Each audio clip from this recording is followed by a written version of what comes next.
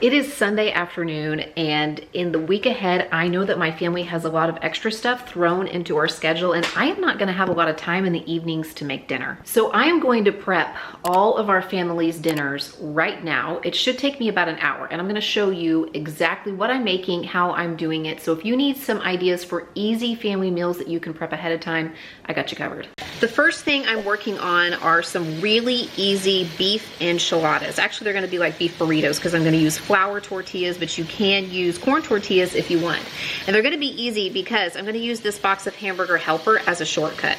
So I've got a pound of ground beef browning right here, and I'm going to make this according to the package directions with two exceptions. I'm going to add a can of Rotel, and instead of using water and milk, I'm just gonna use water. So instead of 2 3/4 of a cup of hot water and 1 cup of milk, I'm gonna add just 3 cups of water, plus the can of Rotel will help give it the amount of liquid that it needs. While my Hamburger Helper is cooking, I'm gonna get this pork shoulder brining. And this pork shoulder is a little less than 2 pounds, so it's a small one. So I'm just gonna brine it using 2 teaspoons of salt, and then I will make sure that this container has enough water in it to completely submerge the pork shoulder, and I'm gonna pop the lid on that and just put it in the refrigerator until I am ready to cook it in a day or two. I am taking another shortcut with seasoning this pork shoulder when it's time to cook it. And what I'm gonna do is just use an all-purpose seasoning. This happens to be a grilling seasoning from Auntie Nono's. I'm gonna stick a tablespoon of that here in this little container, and then I'm gonna add 2 teaspoons of brown sugar. And I'm just gonna stir this all together. And then when it's time to cook the pork shoulder, all I'm gonna do is pop it into the slow cooker and rub this seasoning all over it, and I will cook it low and slow as long as I can, hopefully around 12 hours until it is fork tender. To go along with the pulled pork, I really wanted to attempt an overnight mac and cheese.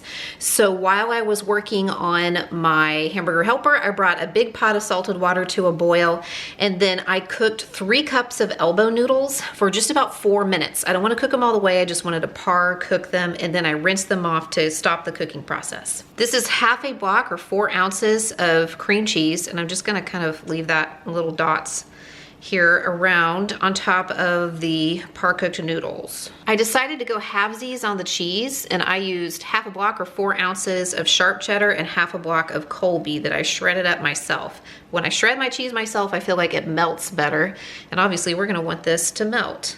And I'm gonna pour over the top of that 1 12-ounce can of evaporated milk, not sweetened condensed milk, evaporated milk. I'm gonna cover this with foil and put it in the fridge, and it's gonna sit in the fridge for at least 1 night, but possibly for 2.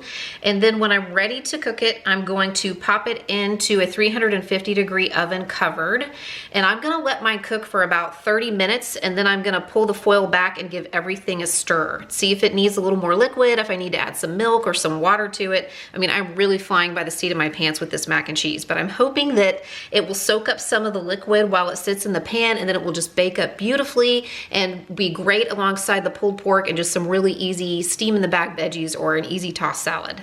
I just took the mac and cheese out of the oven after 30 minutes and gave it a stir, and I felt like it needed just a little bit more liquid, so I added about a half a cup of milk, and I'm gonna pop the foil back on and put it back in the oven for about 15 minutes, and I think that should do the trick.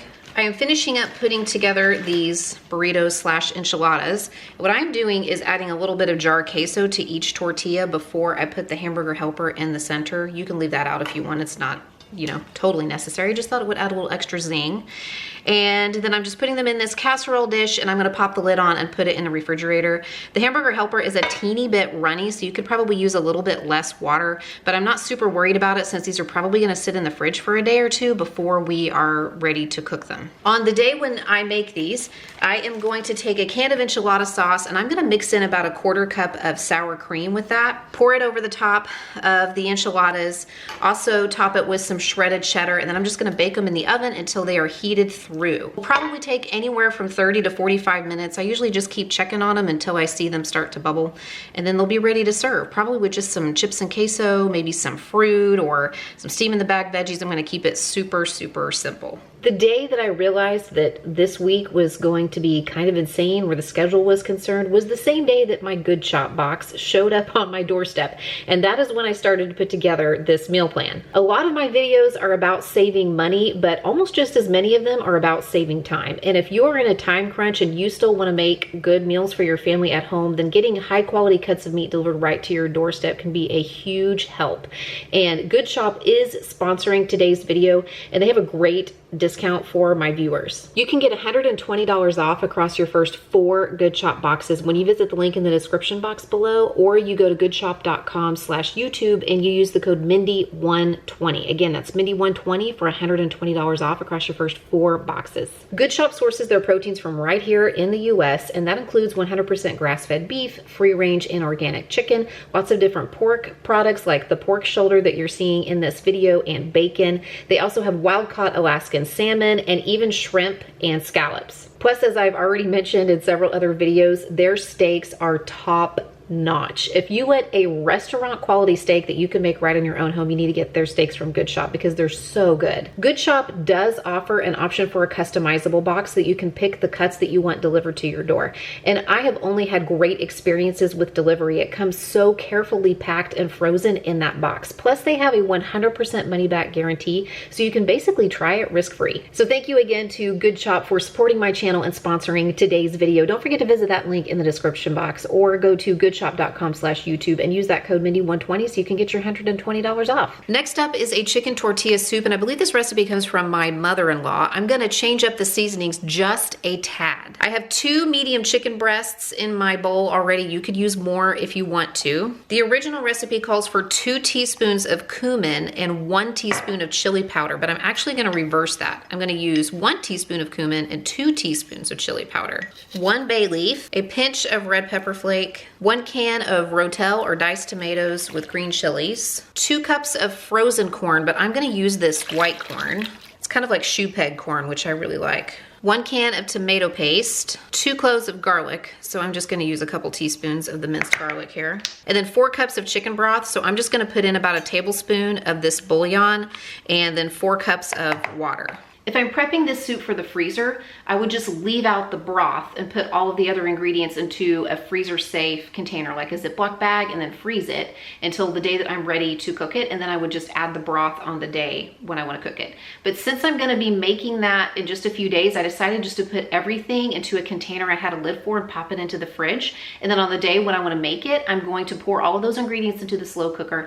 I'm going to cook it on high for 3 to 4 hours or low for 5 to 6, just until the chicken's done and I can shred the chicken up and put it back in with the soup. This is a great recipe if you want a dairy-free, Tex-Mex style soup. It doesn't have cream cheese, it doesn't have cream or milk or anything in it. I mean, you can serve it with sour cream, with cheese. Obviously, tortilla chips are a really great addition, but as it is, it's not a cream-based soup, it's more of a broth-based soup, so I thought it would be a good one to share with you guys. My oldest daughter asked me if I would make pizza braids this week, and that's where I take a can of refrigerated pizza dough and I put pizza toppings down the center of it, like cheese and pizza sauce. I actually used some leftover spaghetti sauce that we had the other night, and pepperoni. You could do bacon, you could do sausage, whatever you like. And then I slice it on either side and I alternate pulling those sides across the center of the dough so that it makes sort of like a braid. That's exactly what I did with the first one.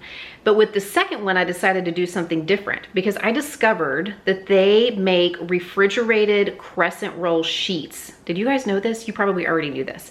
But instead of buying the crescent rolls and then trying to pinch them back together to make one big sheet of crescent roll, I can just buy it in sheet form. And I decided to do like a turkey and Swiss style.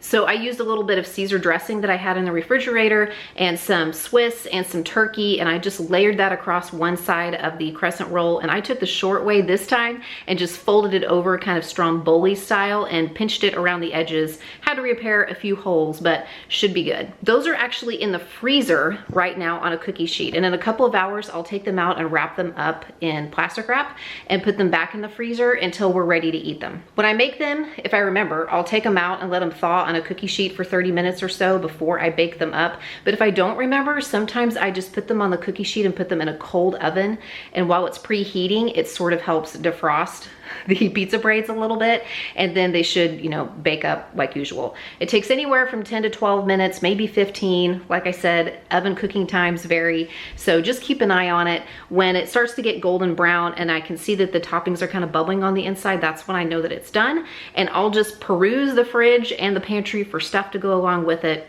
Really easy, yummy dinner that has always been a kid favorite. The last meal that I am prepping, I don't even have to do any work ahead of time. And some people would say that it's not even a meal prep, but I know there's somebody out there who needs to hear this. You don't need to ask permission to use convenience foods. I picked up a few cans of chicken noodle soup, and I'm going to add the rest of the rotisserie chicken to that, along with a little bit of extra water and a splash of cream and a little bit of grated Parmesan cheese just to kind of doctor it up. I got a box of cheesy garlic toast. I'm gonna toss that into the oven according to the package directions, and we're just gonna have soup and cheese toast one night, and that is going to be it. I am often saying that one of my goals for this channel is to be helpful in a realistic way. And if I'm being realistic, I gotta admit to you guys that sometimes I'm using convenience meals. Sometimes I've gotta pull a pizza out of the freezer, or sometimes we just whip up a box of mac and cheese and have some sandwiches. Those things happen, and I can guarantee you that I am still saving money by not going through the drive-thru. And what I am able to prepare at home, especially if I'm able to just add a little bit here and there to kind of spruce it up, it's gonna taste better, and it's probably gonna be a little bit healthier than anything I could pick up going through the drive-thru. I hope that gives you some ideas for easy meals you can prep for your family ahead of time. And for more realistic tips and tricks for your family kitchen, make sure that you are subscribed and pick out one of these videos to watch next. I'll see you there.